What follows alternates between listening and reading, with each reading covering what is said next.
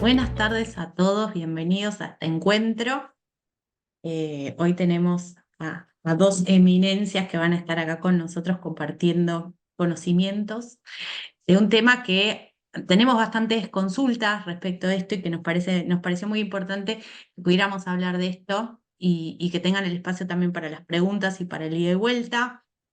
Es envejecimiento y esclerosis múltiple, que hay novedades también, que se está investigando, que se está moviendo mucho esto, y entonces nos pareció también importante compartir novedades.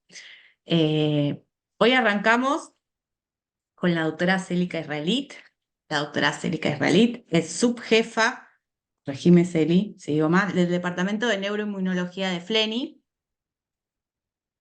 Y bueno, y vamos a tener el placer de escucharla y de que nos cuente qué está pasando con esto del envejecimiento y la esclerosis múltiple. Bueno, gracias. Bienvenida, Celi, y muchas gracias.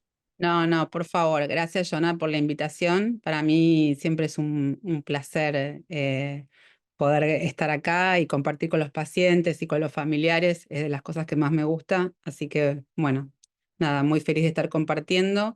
Yo tengo una presentación que les voy a compartir. ¿La están viendo? ¿Sí? Sí, Sí, perfectamente. perfectamente. Bueno, y un poco, digamos, la idea es, hoy vamos a compartir la charla con Lucía Crivelli. La doctora Crivelli es la jefa de neuropsicología de FLENI. Así que, bueno, hay algunos temas que yo no voy a mencionar en esta charla porque después los vamos a conversar con Lucía. Y no sé yo si vos querés que dejemos las preguntas para el final o cómo querés hacer. ¿Querés que las dejemos para el final? Sí, me parece que es mejor, las dejamos para el final. Igualmente, si quieren ir escribiéndolas en el chat, así quedan y no se nos olvidan, quedan ahí plasmadas ya en el chat y después las vamos recuperando. Bueno, genial. La idea es poder pensar un poco qué sucede cuando vamos envejeciendo y qué pasa con la esclerosis múltiple. Hay una situación que es real, que la prevalencia de esclerosis múltiple fue cambiando en el mundo, y porque en realidad la población general está envejeciendo en el mundo, y hoy en día la mayor cantidad de pacientes en el mundo con esclerosis múltiple tienen entre 55 y 65 años, e incluso casi un 20% de los pacientes tienen más de 65 años. Entonces es muy importante que hablemos de envejecimiento, porque la realidad es que muchos de nosotros vamos envejeciendo. ¿Y qué pasa a medida que vamos envejeciendo y en las diferentes etapas de la vida? Por un lado, va cambiando la incidencia entre hombre y mujer. En las formas pediátricas de esclerosis múltiple, la incidencia entre hombres y mujeres es 1 a 1, pero en cambio nosotros sabemos que la vida adulta es 3 veces más frecuente en las mujeres que en el hombre. A medida que vamos envejeciendo, va bajando otra vez el aumento de la prevalencia en mujeres, y se va volviendo a este 1 a 1. Eso tiene que ver con el impacto de las hormonas sexuales, pero también, como vamos a ver, cambia la frecuencia de recaídas a medida que envejecemos, cambia la posibilidad de encontrar lesiones activas en la resonancia y también cambia la acumulación de discapacidad. Porque lo que va cambiando a medida que vamos envejeciendo, y son conceptos bastante complejos, es la fisiopatología de la enfermedad. ¿Y por qué va cambiando? Porque cuando nosotros envejecemos, van cambiando diferentes sistemas que van a afectar a la progresión de la enfermedad. Por un lado, cambia el sistema inmune. El sistema inmune, a medida que vamos envejeciendo, también va envejeciendo. Y por eso, por ejemplo, la gente más grande tiene menos capacidad de responder a las vacunas, o tiene más susceptibilidad a una infección. Por eso, por ejemplo, los pacientes mayores de 65 años eran grupo de riesgo de COVID. También hay una afectación en la capacidad de formar mielina. Antes se pensaba que después de los 6 años ya no había capacidad de remielinización. Hoy en día se sabe que la mielina se forma toda la vida, pero la cantidad de mielina no es la misma que se forma en un paciente de 70 años que en un joven de 17 años. Por otro lado, se pierden las hormonas sexuales, hay un envejecimiento reproductivo que se caracteriza por la menopausia en las mujeres o la andropausia en los hombres, y eso también impacta en la enfermedad.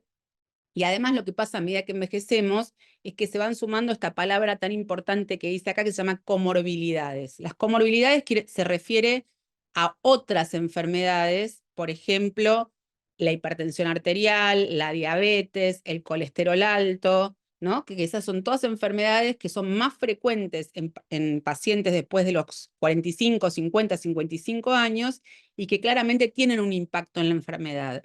Y también algo que cambia a medida que envejecemos es el famoso microbioma, cambia la permeabilidad del intestino y esto también tiene un impacto en la enfermedad. Como les decía antes, a medida que envejecemos, tenemos no solamente más riesgo de infecciones, pero también aumenta el riesgo de cáncer. Eso sabemos que el cáncer es más frecuente en pacientes más grandes, y eso es algo que tenemos que considerar a la hora de los tratamientos. Hay una menor respuesta a las vacunas, hay algunas enfermedades autoinmunes diferentes a la esclerosis múltiple que son más frecuentes, por ejemplo la artritis reumatoidea, y hay un aumento de otras enfermedades neurodegenerativas, por ejemplo el Parkinson o la enfermedad de Alzheimer. Entonces después Lucía nos va a contar, si me olvido de las cosas, ¿esto es un olvido normal? ¿Esto es porque tengo esclerosis múltiple? ¿O esto es otra enfermedad como una enfermedad de Alzheimer? ¿No? ¿Cómo lo puedo diferenciar?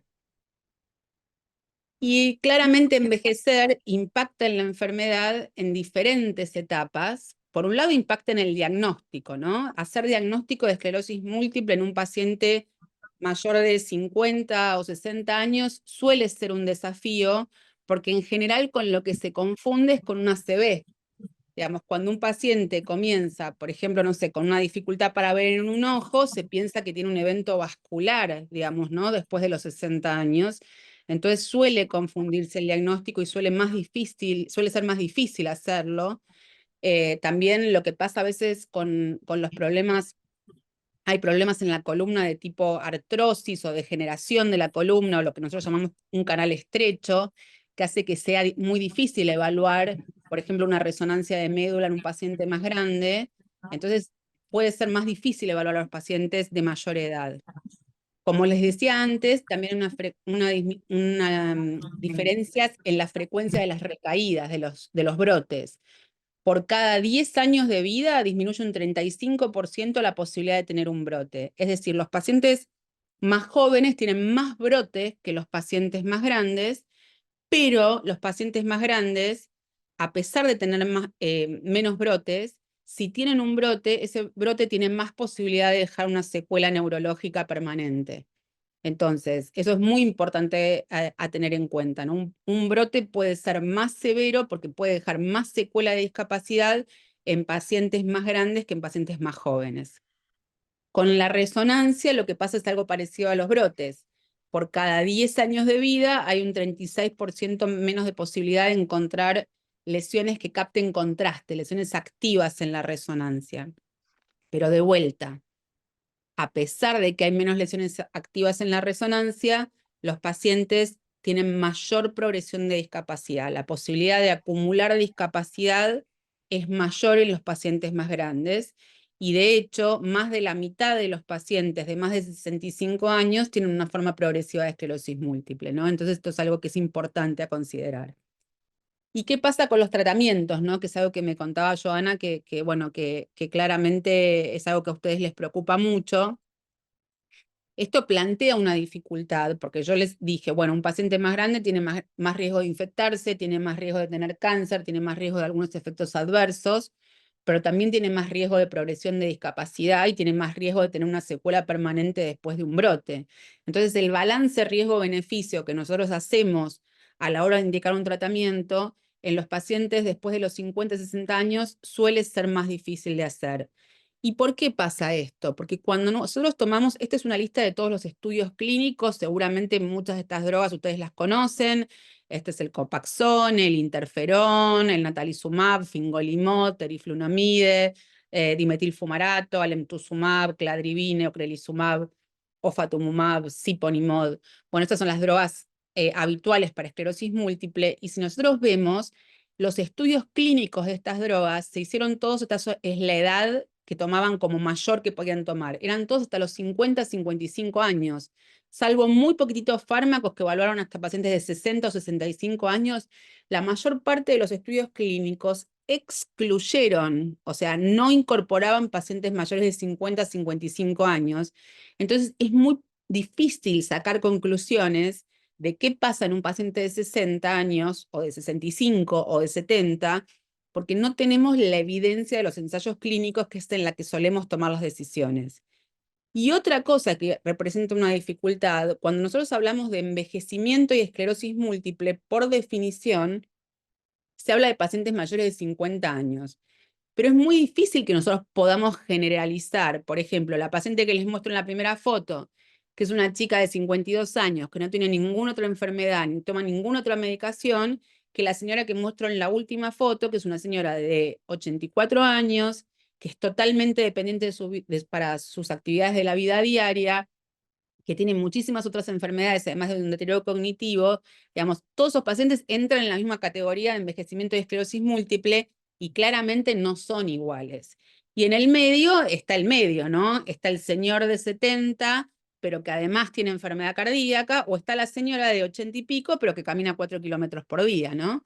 Entonces, todas estas situaciones hacen que sea muy difícil generalizar la toma de decisiones, y creo que lo más importante que hay que tener en cuenta que es que en esclerosis múltiple y envejecimiento lo que hay que hacer es individualizar la toma de decisiones. O sea, las decisiones las tomamos uno por uno y caso por caso, teniendo en cuenta el estado general del paciente, si tiene o no tiene otras enfermedades, cuál es la edad que tiene, ¿no? Son toda una serie de factores que nosotros vamos a tener en cuenta a la hora de tomar una decisión terapéutica.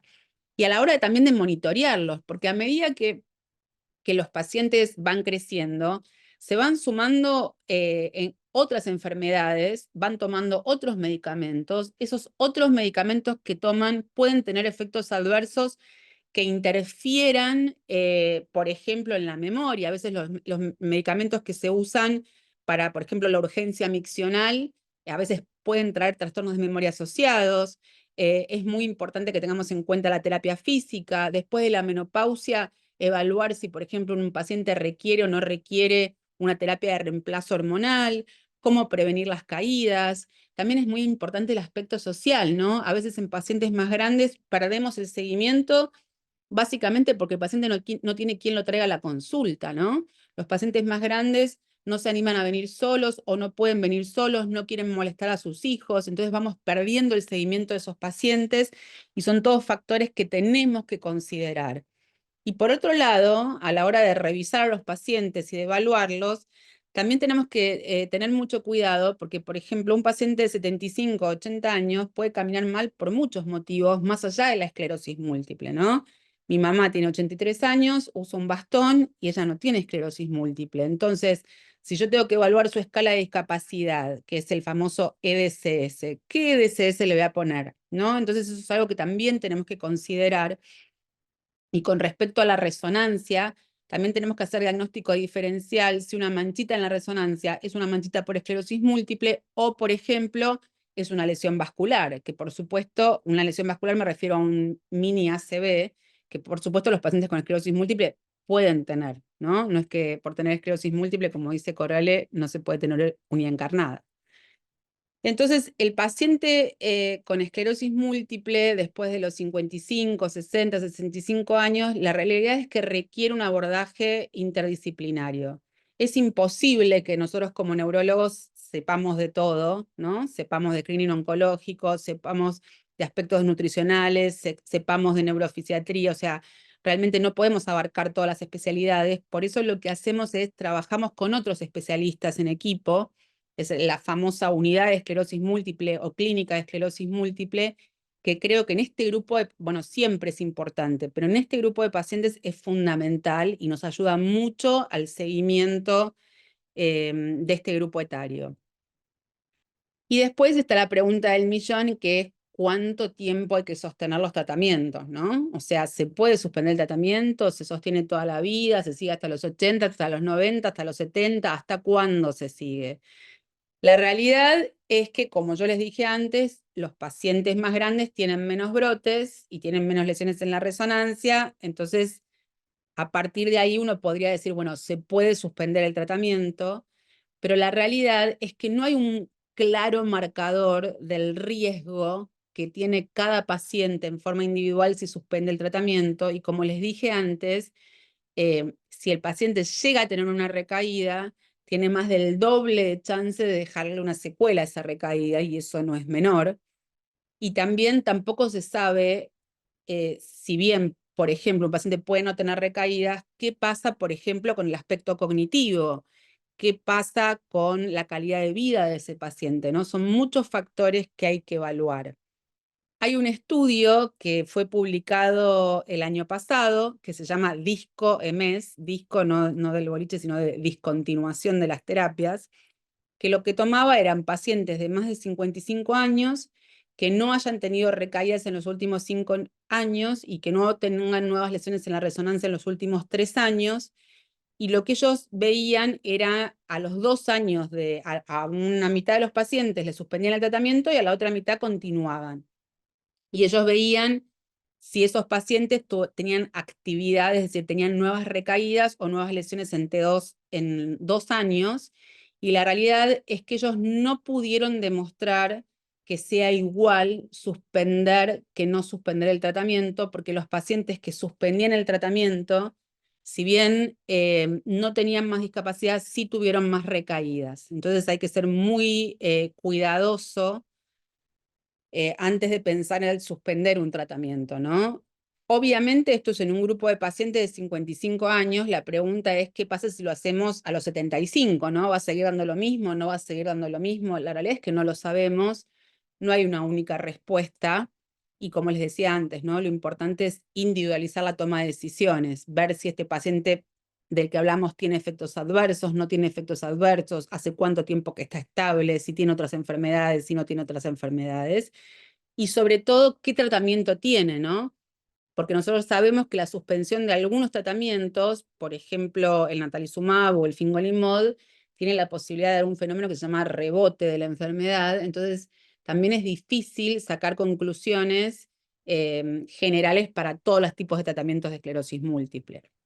Entonces, en conclusión, a medida que envejecemos, hay cambios en la inmunidad, en la capacidad de formación de mielina, en el microbioma y en las hormonas, que esto afecta el curso y la progresión de la esclerosis múltiple. Hay diferentes manifestaciones clínicas en los pacientes más grandes. No sabemos muy bien si tenemos que continuar o no continuar las terapias y necesitamos individualizar nuestra toma de decisiones. Y como siempre, el manejo tiene que ser interdisciplinario, ¿no? Más que nunca en este grupo de pacientes tenemos que trabajar en equipo, eso es fundamental. Trabajar en equipo entre los diferentes médicos, con el paciente y con la familia del paciente. Bueno, muchísimas gracias y dejo de compartir, así continuamos la charla con Lucía. Este es todo nuestro equipo de múltiple, acá está la foto de todo nuestro equipo.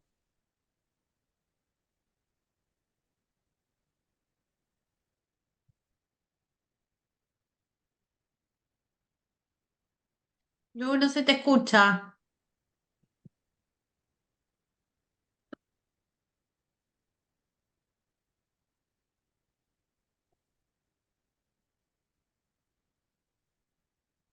No, no.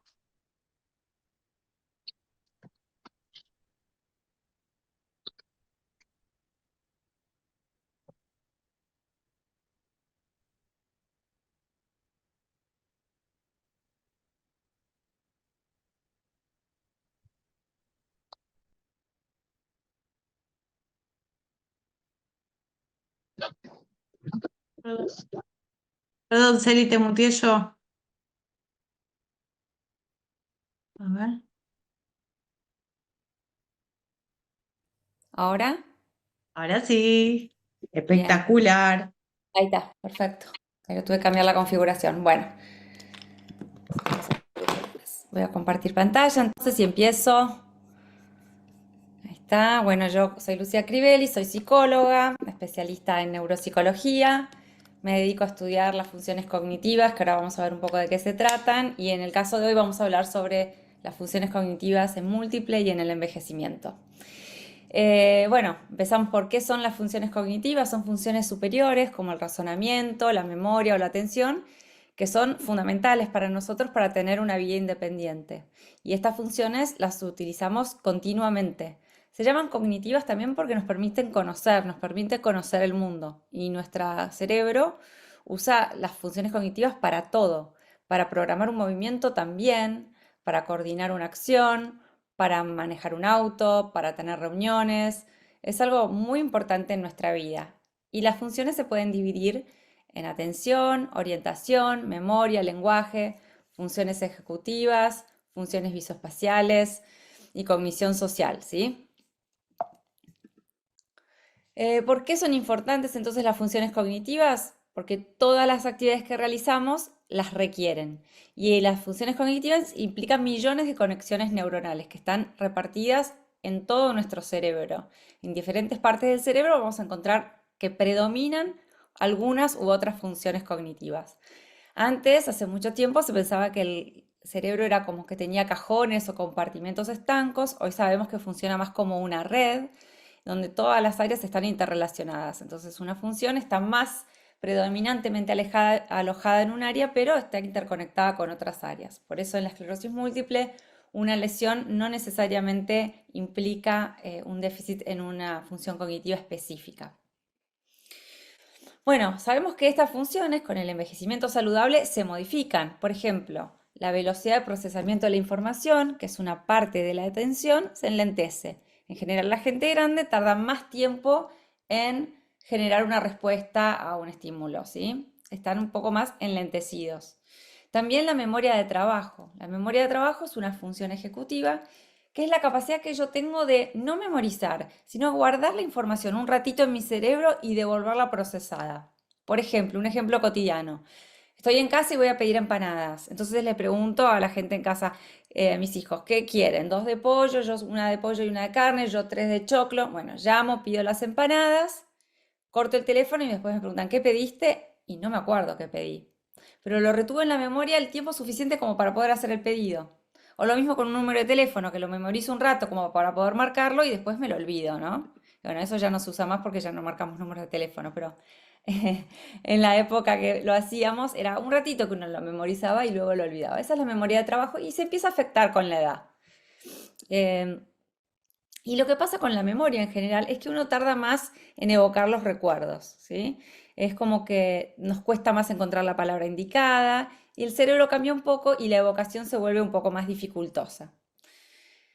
La atención y la memoria están muy interrelacionadas. La atención es una condición para la memoria. Si yo presto atención, es probable que algo lo pueda recordar. Si la atención no está, la memoria es imposible, ¿sí? Entonces es como una precondición para la memoria.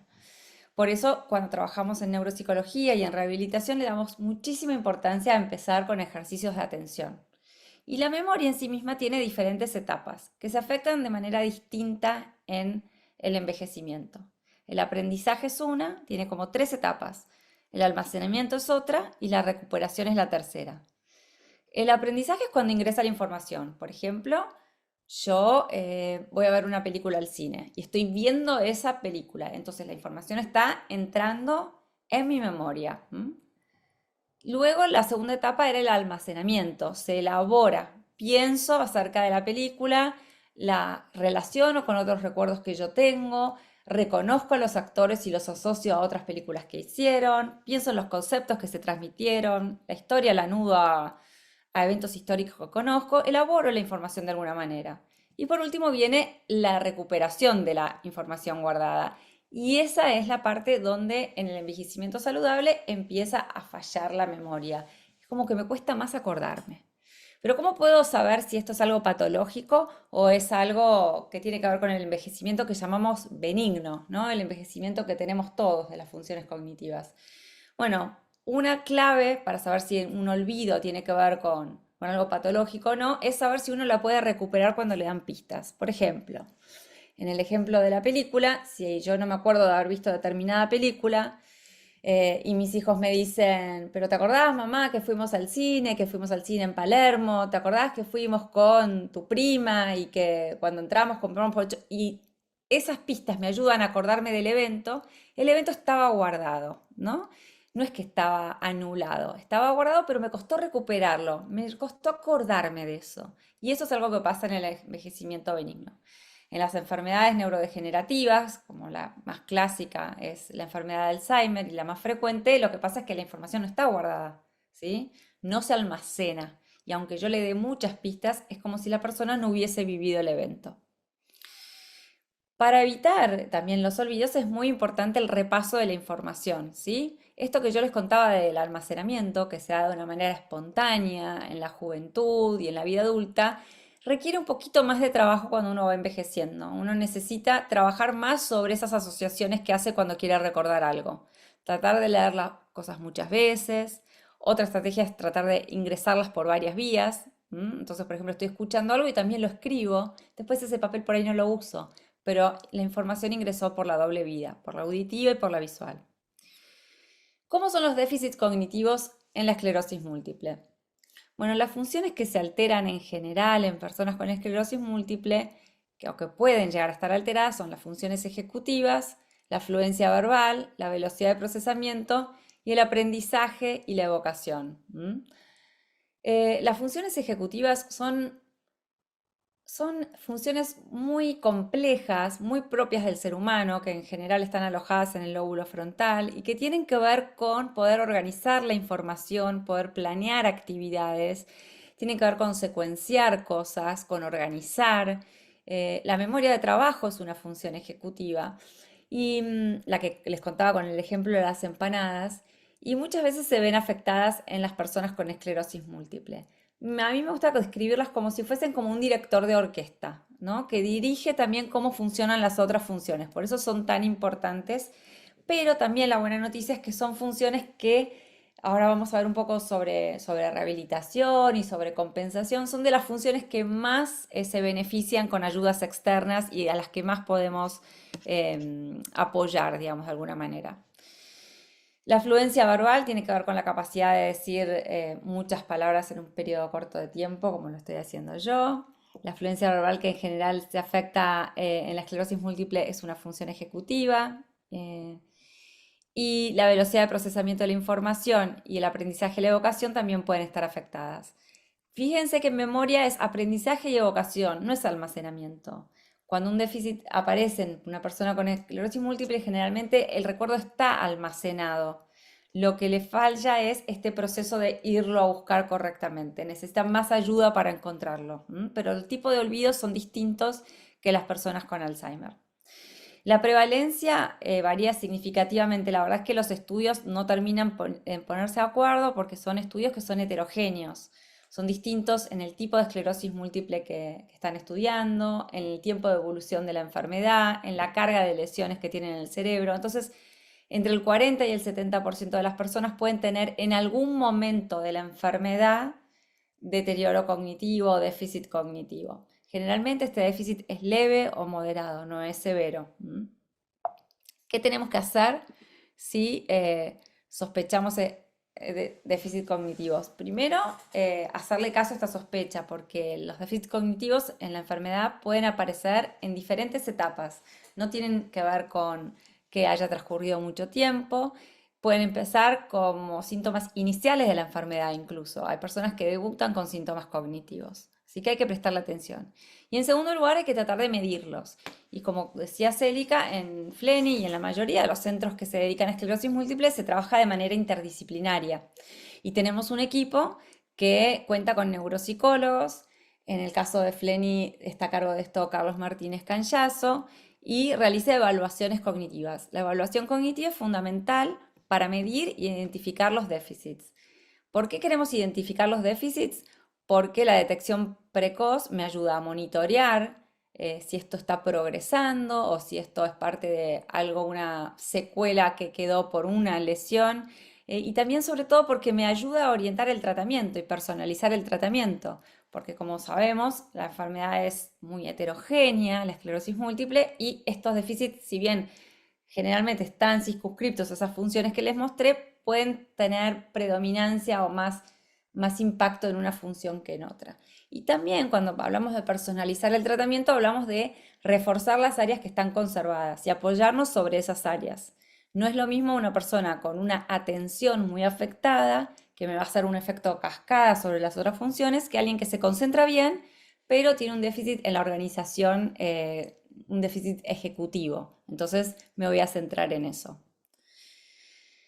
¿Qué podemos hacer en relación a la prevención y al tratamiento? Bueno, vamos a hablar un poco ahora de estrategias compensatorias, pero también es importante pensar que la salud cerebral en general es algo que nosotros tenemos que tratar de preservar. Tengamos o no tengamos esclerosis múltiple, ¿no? Un estilo de vida saludable que incluya ejercicio físico y una dieta saludable.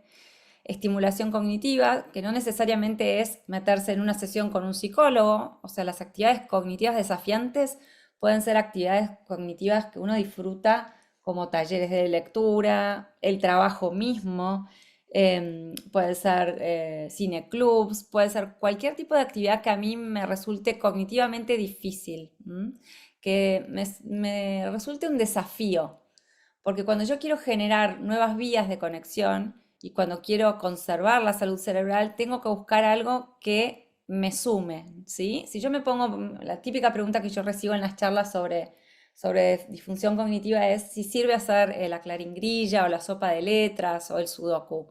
Sirve las primeras veces que uno lo hace, pero en la medida en que esto es una rutina, ya no genera como nuevas vías y termina sin ser nutritivo, digamos, de alguna manera para el cerebro. Otra cosa importante es el manejo del estrés, que ayuda mucho y colabora mucho al rendimiento atencional de las personas, no solamente descansando, sino haciendo todo tipo de técnicas que tengan que ver con el mindfulness o con la meditación, podemos ayudar a nuestra atención muchísimo. Y por supuesto los tratamientos farmacológicos en general para los trastornos cognitivos pueden ayudar. Entonces, les voy a dar algunos tipos de estrategias generales y si les divierte, y veo que hay muchos conectados y seguramente les resulta interesante, vamos a hacer al final unos ejercicios todos juntos para estimular nuestro cerebro.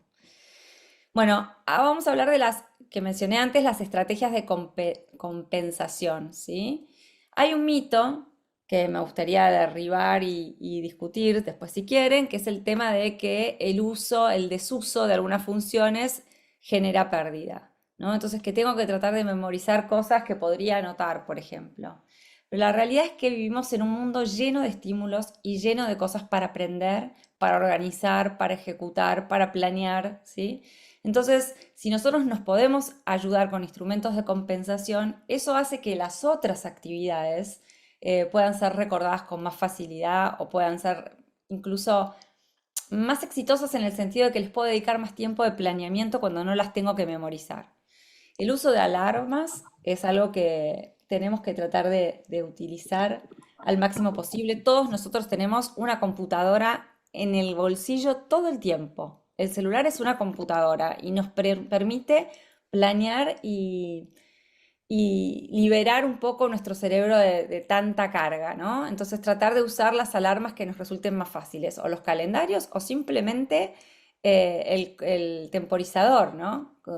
Que si se fijan los teléfonos en general, cuando uno pone una alarma, le pide el horario, el tipo de sonido y una etiqueta. Entonces en la etiqueta pongo, no sé, tomar el remedio, buscar a los chicos en el colegio, lo que sea que yo tengo que hacer, usar muchas alarmas, ¿sí? Usar una agenda porque nos favorece en la organización también. A diferencia de las alarmas, yo puedo poner las actividades y reflexionar sobre ellas una vez que están agendadas, focalizar la atención y tratar de, como, no sé, si estoy organizando un cumpleaños, no solamente acordarme de todas las cosas que tengo que comprar para el cumpleaños, tal vez anotarlo me hace reflexionar sobre cómo quiero que sea ese evento y poder pensar mejor sin tener como toda la carga de memoria de trabajo como una rumiación en mi pensamiento. Usar calendarios, ¿sí? Ponerlos en lugares visibles, también poner toda la información necesaria en un solo lugar. Tratar de ser organizados, tratar de buscar algún tipo de disfrute en ser ordenado, ¿no? Como mantener las cosas en su lugar nos da mucha calma, mucha seguridad, reafirmación. Entonces tratar de buscar lugares seguros donde dejar siempre las mismas cosas, aunque nos implique a veces un desvío adentro de la casa. Pero eso ayuda muchísimo. Y lo otro es hacer rutinas, tratar de hacer las actividades siempre en los mismos días. Si voy a organizar reuniones también, si puedo repetir el mismo horario siempre en las mismas semanas, hacerlo. Todo lo que sea gestionar mejor esto me genera como equilibrio y también me baja la carga del estrés, porque no estoy todo el tiempo saltando de una actividad a otra, sino que la previsibilidad me genera mucha más tranquilidad, baja el estrés y cuando baja el estrés la atención funciona mejor. Entonces hablamos de estimulación cognitiva, realizar actividades mentalmente desafiantes, y en esto está la participación social. Si la puedo mezclar con la actividad física, mejor. Si yo puedo hacer actividad física que implique una actividad grupal, eso es lo mejor que puedo hacer, porque ahí mezclo las dos cosas. La actividad social, que es un factor de riesgo para el deterioro cognitivo, el aislamiento social, perdón, es un factor de riesgo para el deterioro cognitivo. Entonces, participación social para prevenir y actividad física, que es tan importante. Y las técnicas de relajación que les decía. Y como sé que en la charla hay pacientes, pero también hay familiares, pensé en poner alguna diapositiva de si soy un familiar de una persona con esclerosis múltiple, ¿cómo la puedo ayudar? ¿No? Entonces, algunas estrategias para los familiares son asistencia en la organización, ¿sí? No hacer las cosas por la persona, sino simplificar las tareas y ayudarlo a organizarlas y que después darle autonomía, ¿sí? Porque eso es lo más importante que todos necesitamos para nuestra autoestima. Personas con esclerosis múltiple, personas sin esclerosis múltiple, jóvenes y ancianos, necesitamos autonomía. Entonces, si nos van a ayudar, que sea ayudarnos a ser más autónomos. Y para eso muchas veces necesitamos adaptar el entorno. Como les decía, por ahí al principio resulta un poco choqueante o les cuesta hacerlo, pero poner un calendario o poner algún tipo de imán donde se puede escribir en la heladera es una adaptación del entorno que nos ayuda muchísimo a poder tener autonomía. Otra de las cosas puede ser compartir actividades en las que, por ejemplo, se fomente la interacción social y que el desafío cognitivo sea un desafío que incluye al otro. Y tratar de mantener estas rutinas sociales, y que no sean cosas esporádicas, sino tratar de regularizarlas de alguna manera. Bueno, así que si se animan, lo que vamos a hacer es tratar de ejercitar un poco. Yo estoy viendo mi pantalla y no los estoy viendo. Creo que la mejor forma de hacer esto es tratar de hacerlo en el chat, porque si abrimos los micrófonos y nos ponemos a hablar, mi experiencia es que, que algunos dicen las respuestas muy rápido y otros se quedan con ganas de participar, ¿sí? Entonces vamos a tratar yo voy a leer algunas de las respuestas del chat a medida que las vayan haciendo. Entonces, primero les voy a mostrar unos animales. Y quiero que le dediquemos tiempo a lo que dijimos, al aprendizaje, ¿sí? Y al almacenamiento. Entonces van a ver estos animales y quiero que traten de recordarlos, porque en un ratito les voy a preguntar por estos animales. Entonces tenemos un delfín, tenemos un león, un caballo, una mariposa y un panda. Una estrategia para poder recordarlos es tratar de asociarlos, otra es asociarlos a recuerdos propios y otra que también les puede servir es categorizarlos, ¿sí? Por ejemplo, en tipos de animales o por dónde viven o por la forma que tienen, ¿no? Entonces les doy unos segundos y no se olviden de estos animales que en un ratito se los voy a preguntar. Entonces, ahora los que quieran pueden abrir el micrófono un ratito para hacer este ejercicio. Y lo que voy a hacer es esto, yo les voy a mostrar números 7 y cuando vean el número 7 tienen que decir la letra A. Y cuando vean la letra S tienen que aplaudir, ¿sí? Lo vamos a hacer todos juntos. Entonces, cuando ven el número 7, ¿qué dicen? Ah, Ah, Y cuando ven la letra S, aplaudimos. vamos todos juntos. Ah, Vamos de vuelta. Letra A con el número 7, ¿sí? S, aplaudimos, vamos. ah,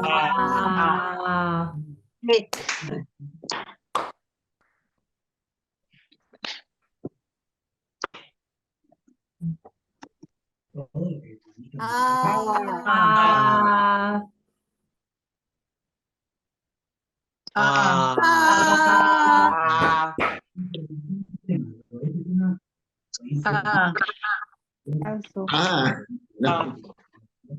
Nada. S,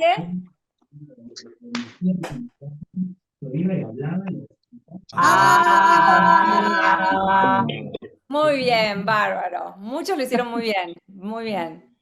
Era difícil. Bueno, ahora quiero que traten de poner en el chat los animales que recuerdan de memoria, ¿sí? Caballo, A ver, delfín, mariposa. no, sin decirlo. A ver, si se animan a escribirlo.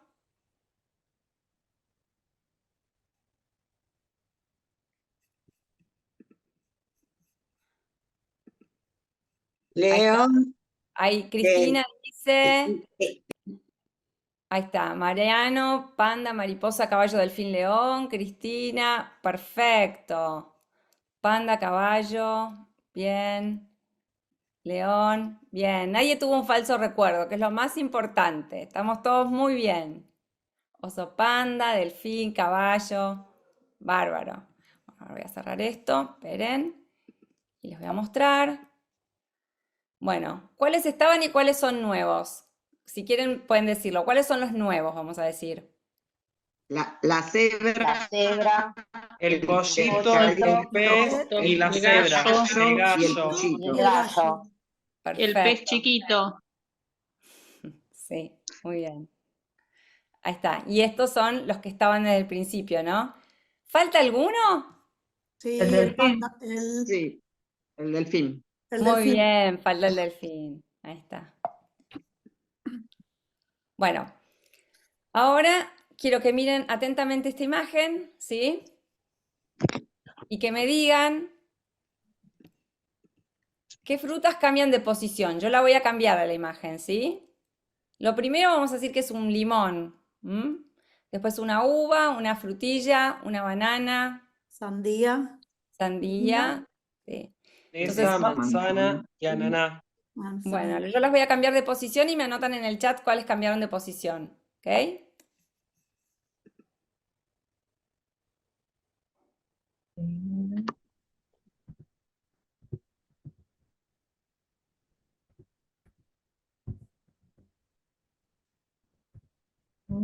El limón. El limón y la piña y Excepto banana, excepto la uva, todas. A ver. sí, banana con el cherry y la manzana con la frutilla. No. La, La banana quedó igual. no, Ah, no, Ah, no. La sandía también quedó y la igual. sandía también. faltaron la ananá y la frutilla. Bien, vamos con otro, ¿eh? Vamos a intentarlo con animales. Observen atentamente la imagen siguiente y vamos a ver cuáles cambian de posición. Esta es un poco más difícil porque tiene más animales. El primero, yo creo que es un, Hipopótamo. sí, un hipopótamo, Hipopótamo. rinoceronte. Preguntar, ¿qué es el No, primero? es un chancho, es un chancho. Un chanchito. Sí, es un Ah, por chancho. la colita. Sí. Comiendo para abajo, perfecto. Qué difícil. Bueno, ahí va, ¿eh? ¿Listo? Ay, Elefante, chanchito, A ver, pónganlo en ay. el chat. También. Ahí está, delfín, caballo, mariposa, chancho, delfín, sí. La iguana, la cebra no. ¿Cuál quedó en el mismo lugar? A ver, ¿quién se anima a decirlo? La iguana y la Ok, cebra. a ver, vamos a chequear. Ahí está. La iguana, la cebra, No, quedaron en el lugar. Perfecto, muy bien. Bueno, y ahora vamos a hacer esto que se llaman rebuses. Los rebuses son como acertijos visuales, ¿sí? Pueden significar nombres propios, sustantivos, verbos, frases, cosas de la cultura general. Lo que tienen que usar acá es una función que le llamamos pensamiento lateral. Pensamiento lateral es una forma de tratar de resolver un problema como de una manera original, tratando de salir de la forma típica de pensar las cosas. Tienen que usar creatividad, tienen que usar funciones ejecutivas, tienen que usar su memoria porque tienen que pensar digamos, el conocimiento que ya tienen y un poco del lenguaje. Por ejemplo, este rebus, ¿cómo podrían interpretar esto de una manera creativa? ¿Qué puede querer decir esto? Mes y sino. Mes y sino. A ver, anímense a hablar. Pueden hablar si quieren. En esta es bien difícil. A ver. Bueno, estas se las voy a Messi, decir. A ver. Messi no se retira del fútbol. Puede ser. Ah, Siete, 7 Ahí Messini. está, 7 Mariana lo mesinos, dijo. ¿sí? Porque hay 7 mesinos, ¿ok? Bueno, con el primero más o Ah, menos se van a dar cuenta de cómo viene la mano. Vamos con el otro. A ver, ¿qué puede querer decir este? Toyota. Toyota, ¿ok? ¿Qué otra cosa puede querer decir? Total. Tal, bien. A ver, ¿qué hay? Toma nota, toma Ahí nota. va, toma nota, bien. Toma nota, ¿sí? ¿Se Toma entiende? ujú. Vamos con otro. Avalado. De hablar, Hablando. claro. Doblado. Avalar. Avelado. Alabado. Voy. Ah, mal. Mal hablado. Hablar. Porque está mal escrito, hablado. ¿Se Ujú. entiende? Ah, claro. A ver, ¿y este? Ruido infinito. ¿Qué hay dibujado? Campanario. Campaña. ¿Y qué es lo que hay arriba? ¿Qué dijo Walter? Campaña. Campaña, muy bien. Campaña. Como una campana, pero con una ñ. Con una N. Ah, Bien. ¿Este?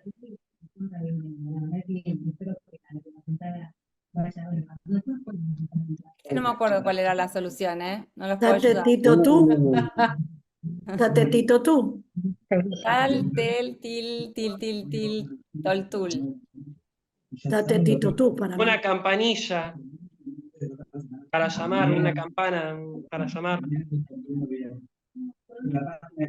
Mástil. ah, Mástil. Porque tiene mástil, que tol, que Claro. tel, que ¿Qué tal. tal? Mástil. Tan bueno, ¿eh?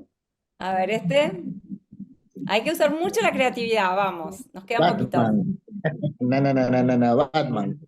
Batman, bueno. A ver, otro. Homero Quincena. cantando Batman. quincena, quincena. Muy Quincena. bien, quincena. Ahí Bien. agarraron una vuelta. Bien, bien. ¿Este? Marcha. Marcha. ¿Marcha qué? Marcha al revés. Ahí está, Marcha ¿cómo para se dice? ¿Cómo se dice marcha al revés? Marcha atrás. Marcha Ahí atrás. está, marcha atrás. Bien. Muy bien. Y este es el último. ¿Este? Mil gracias. Mil gracias. Ah, ¿Hay 1000 acá? no, ¿Ustedes ven no. 1000? Muchas gracias. ¿Cuántas hay? Muchas Muchas gracias. gracias, ahí está. Muchas. Bueno, y con eso termino, muchas gracias. Es bueno. Estuvo buenísimo. Muy Muy bueno. divertido. Sí, es divertido. Ahí Gracias, trabajaron Lucía. todos. Buenísimo. Difíciles algunos. Excelente. Sí, Sí, son muy difíciles. Es que bueno, difícil. tampoco le iba a ser muy fácil, si no, no lo hacemos pensar. No, y hasta a esta hora del día y ya me está costando todo. Sí. Bueno, no sé A ver, si hay otra pregunta. a ver si había alguna pregunta, ahí me estoy fijando. O quién se anima o quién quiere preguntar algo. Yo te quería preguntar a vos directamente, cuando hablaste de todos los remedios, que la mayoría Veo quién estaban, habla. Susana. ¿Quién está hablando? sí, Susana, Ah, ok. que la mayoría estaban calificados, digamos, hasta los 50, 60, ¿no? Una cosa así. ¿Y hay ahora nuevos medicamentos para gente mayor o siguen los mismos? A ver, lo que yo me refiero con esto es que los estudios incluyeron en las pruebas clínicas que se hacen pacientes hasta 50, 55 o como máximo en 1 o 2 estudios 60 años. Que no quiere decir Sí. que nosotros no los usemos. Por ejemplo, Ujú. acetato de Glatiramer, el famoso Copaxone, que es una droga, digamos, que tiene muchísimos años, se probó hasta los 45 nada más. Y yo tengo, no sé, decenas y decenas de pacientes mayores de 45 años que reciben acetato de Glatiramer. No es que Que lo está siguen usando. en esos pacientes. Lo que quiere decir es que el estudio original no los incluyó a esos pacientes. Entonces, por eso también es importante que nosotros empecemos a tener datos de la vida real. Nosotros, de hecho, ahora en Fleni, bueno, junto con Lucía, estamos haciendo un estudio, algunos pacientes de acá participan, justamente de envejecimiento de pacientes con esclerosis múltiple, en el cual comparamos pacientes jóvenes, que tomamos como menores de 35, y pacientes mayores de 50 años, ¿no? Y queremos ver cuáles son las diferencias para poder tener estas respuestas. Que no, digamos, no quiere decir que no se usen, sino que en el diseño inicial no se incluyó a los pacientes. ¿Sí? Bueno, sí.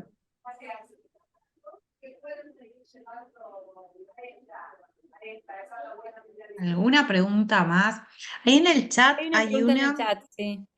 Sí. El acetato, fíjate, Celi, para vos. Un comentario que lo usó hasta los 45 años alguien, hasta los 46, pero sí, pero no es que hay una indicación de suspenderlo a los 45, no es así. El estudio original incluyó pacientes a los 45, pero no es que a los 45 hay que suspenderlo. Eso no, eso en general, un paciente que está estable, que no tiene recaídas y que no tiene efectos adversos y que no tiene progresión de discapacidad, nosotros continuamos los tratamientos, ¿no? Bueno, por eso digo, lo que dicen ahí es que el paciente tuvo recaídas y que tuvo que cambiar de tratamiento. Por supuesto, una indicación de cambiar de tratamiento es un paciente que no responde a la medicación, que eso puede suceder. Y hay alguna pregunta de Frexalimab, que es, bueno, un estudio, es una droga nueva, que está en estudio, digamos, iniciando un estudio clínico en formas secundarias progresivas de esclerosis múltiple. Es un fármaco que actúa en una forma diferente a todas las que hay hasta ahora. Bueno, no importa, es muy específico, es un anti-CD40 ligando, pero eso es una droga, digamos, que tiene una forma diferente de actuar de las que conocemos hasta ahora. Y se está hoy en día, digamos, haciendo una prueba en formas secundarias progresivas, un trial, un ensayo clínico. La realidad es que en las formas progresivas de la enfermedad hay pocos fármacos aprobados, el Siponimod solamente los pacientes que tienen actividad. Y bueno, tenemos mucha expectativa con respecto al Frexalimab y con otras drogas que puedan usarse en formas progresivas, ¿no? Doctora, justo una pregunta en eso. ¿Uno puede tomar la misma medicación 10, 15 años o más? Sí, sí, mientras la medicación, de hecho nosotros tenemos pacientes incluso, por ejemplo, en tratamientos como natalizumab o anticuerpos monoclonales que van más de 10, 12 años. O sea, hay una frase que se la robé a Correale que se llama equipo que gana no se toca, ¿no? Si un paciente no tiene recaídas, si un paciente no tiene progresión de discapacidad y no tiene efectos adversos y no tiene nuevas lesiones en la resonancia, no hay una indicación de suspender el tratamiento. Diferente es si hay, por ejemplo, recaídas o si hay algún efecto adverso, ¿no? Porque hay pacientes que tienen efectos adversos de la medicación que obligan a suspenderlo, ¿no? Pero si de vuelta, si no pasa nada de eso, no tenemos por qué suspender el fármaco. Al revés, a veces los pacientes te dicen, bueno, pero yo estoy bien. Y yo digo, sí, porque estás bien porque estás tomando la medicación, o sea, porque estás recibiendo la medicación, digamos, ¿no? Eso quiere decir que la medicación funciona. Pero bueno, eso a veces nos pasa, que como los pacientes se sienten bien, dicen, bueno, ¿para qué la sigo tomando? Y justamente lo que nosotros queremos de la medicación es que estén muy bien, digamos, ¿no? Incluso hoy en día hay nuevos objetivos que es mejoría de la discapacidad, ¿no? Ya hablamos no solamente de que un paciente esté estable en discapacidad, sino que lo pueda mejorar. Y hay drogas que han demostrado incluso poder mejorar la discapacidad. Acá preguntan cuándo uno se considera que un efecto adverso es tan importante como para cambiar una medicación. A ver, a veces tiene que ver también con la afección de la calidad de vida del paciente, ¿no? Hay obviamente un paciente que tiene alergia a una medicación y que eso claramente es una indicación de suspensión, o por ejemplo, una toxicidad en el hígado, que aumentan mucho las enzimas, pero digamos, a veces hay, por ejemplo, pacientes con terapias inyectables, que muchos las conocen, que claramente, digamos, a veces, por ejemplo, los pacientes que tienen, vuelvo a hablar, ¿no?, del acetato de la tiramel, empiezan a tener como pocitos en la piel, hipoatrofia, y tienen claramente, se les hace muy intolerable la medicación inyectable, ya se empieza a generar mucho dolor con cada aplicación, entonces, y hay una afección significativa de la calidad de vida del paciente, ese puede ser un motivo de cambio de tratamiento, ¿no? Pacientes que después de 10 o 15 años ya realmente me dicen no tengo lugar donde inyectarme. Bueno, en esos pacientes se puede pensar en rotar a una vía oral porque hay una afección de la calidad de vida del paciente. Entonces tal vez el efecto adverso no es grave en el sentido que requiere internación o algo, digamos, como esto, pero sin embargo, si afecta la calidad de vida, hoy en día, por suerte, tenemos más de 15 alternativas terapéuticas, entonces las podemos discutir. No hay que casarse con ningún fármaco, digamos, porque tenemos alternativas.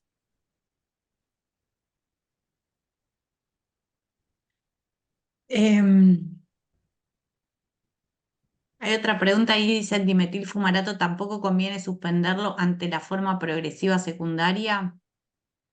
A ver, en las formas secundarias progresivas, la única droga que está aprobada es el siponimod si hay actividad, pero la realidad es que hay un gris, ¿no?, con respecto a las formas secundarias progresivas. A veces uno sostiene algunos tratamientos,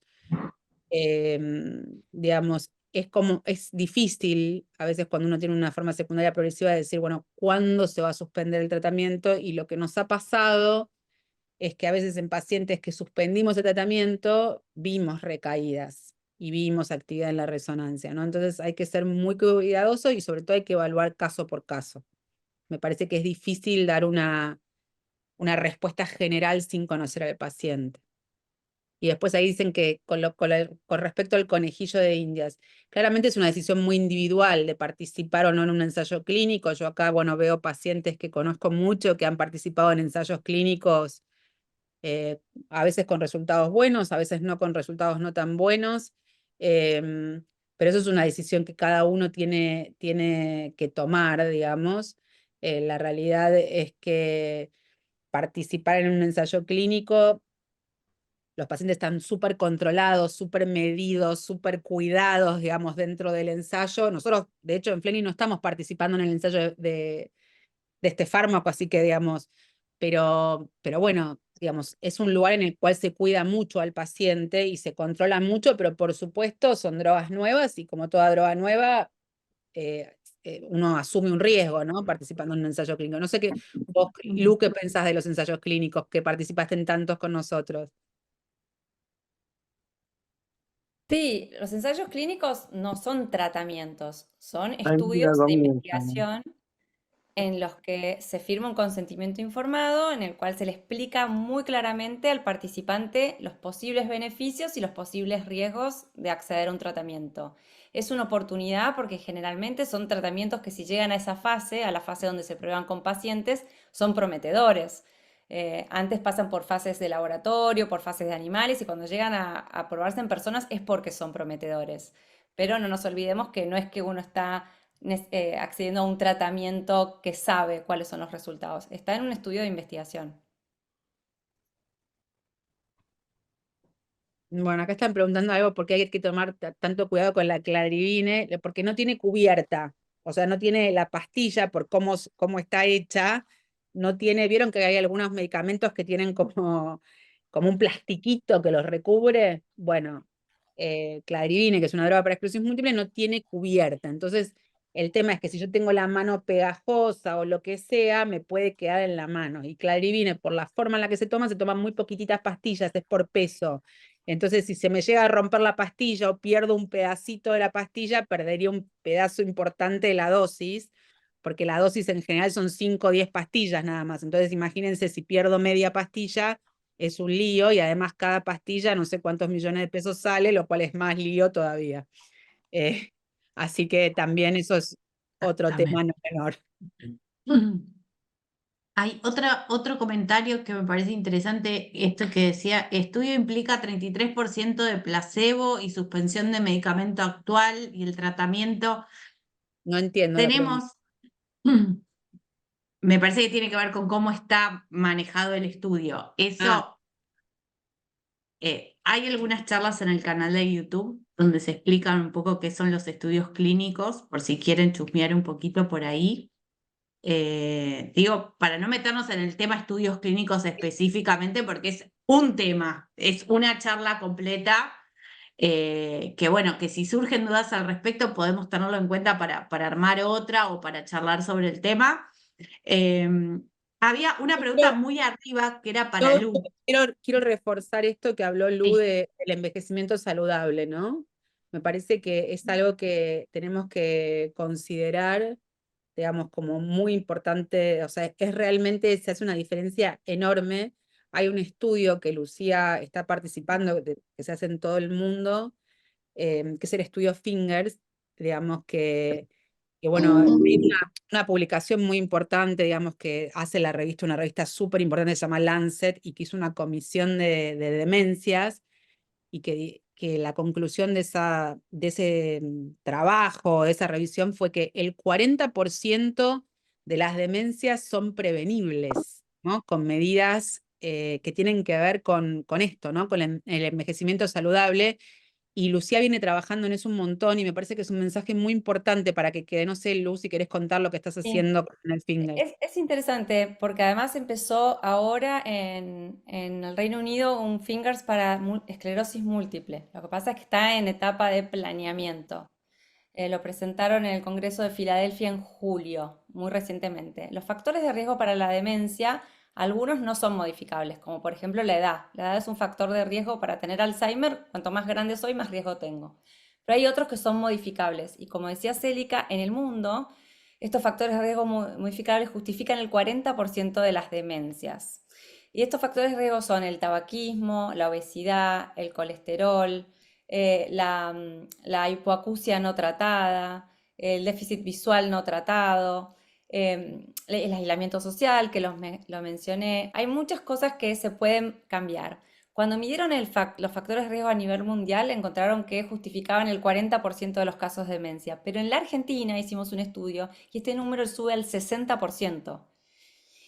Es terrible, pero también es una oportunidad para mejorar y para cambiar. Entonces, lo que estamos viendo en las personas que envejecen no es necesariamente lo que tiene que pasar. Nosotros podemos envejecer mucho mejor.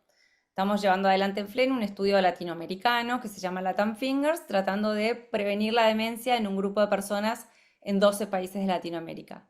Y lo que les contaba de esclerosis múltiple es que se está armando un estudio nuevo, un Fingers para esclerosis múltiple, para ver cómo incide, si uno cambia realmente el estilo de vida y tiene un estilo de vida muy saludable, la progresión de la enfermedad. Y los factores protectores son 5, por eso se llama Fingers, es una mano. Uno es el ejercicio físico, otro es la nutrición, otro es el control de los factores de riesgo cardiovasculares, otro es el ejercicio cognitivo y la última es la interacción social. Así que esas son las 5 cosas las cuales tenemos que trabajar todos para envejecer mejor. Sí, y yo te voy a agregar algo acerca de que la edad no la podemos modificar, que bueno, está hasta ahí, porque hay una forma de medir la edad. Uno tiene una edad cronológica, ¿no? Qué sé yo, podemos tener 50, 55, esa es la edad que nos dice el documento, pero también tenemos una edad biológica.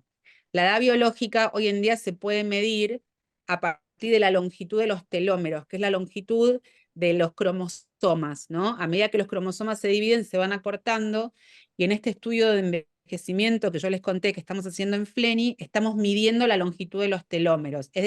Ustedes vieron que hay gente de 50 que está de una forma y hay gente de 50 que está de otra, ¿no? Eso claramente uno se puede dar cuenta de esto, que no todos llegamos a la misma edad de la misma forma. Y esto, hay una medición, digamos, biológica que se puede hacer a partir de la longitud de los telómeros, y nosotros en el estudio de envejecimiento correlacionamos, o sea, hubo una relación entre longitud de telómeros y todos estos factores, por ejemplo, diabetes, hipertensión arterial, colesterol alto, sedentarismo, tabaquismo, fundamental, fue uno de los más significativos.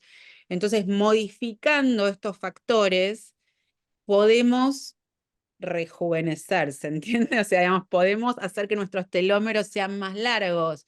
Entonces, bueno, tiene un poco que ver con esto que contaba Lucía, y me parece que es un mensaje muy importante para que hoy les quede después esta charla, ¿no? Que podemos hacer cosas para envejecer más saludablemente. Sí, y en definitiva sentirnos mejor, porque todos estos factores también hacen que nos sintamos mejor, que tengamos más ganas, que nos conectemos con la vida de otra manera. Creo que es clave. Bueno, chicas, muchas, muchas, muchas, muchas gracias. Hermosa la charla. Creo que están todos ahí contentos, hay algunos mensajes de agradecimiento, que estaba Se quedaron buenísimo, todos hasta el final. sobresaliente. Eran 48 y son 48, Sí. así que impecable. Hubo más, pero bueno, sabemos que a la hora algunos tienen que huir. Pero chicas, nada, estuvo buenísimo, muchas gracias, gracias a realmente. todos los que se sumaron. Ahí, ¿alguien quería decir algo? Ahí dicen, excelente charla, muchas gracias, muchísimas gracias. Bueno, un aplauso para las chicas, ahí. Un aplauso para todos. Gracias. Un aplauso Gracias. para todos los que Aplauso. participaron y se animaron, eran unos genios. Ahí está. Así que bueno, muchas gracias y próximamente vamos a tener más charlas, así que estén atentos a las redes. Y en estos días se sube la charla también al canal de YouTube por si quieren verla de vuelta, si algo les quedó ahí dando vueltas. Así que va a estar ahí disponible. Gracias a todos, Bueno. beso enorme y nos vemos la próxima. Gracias. Gracias.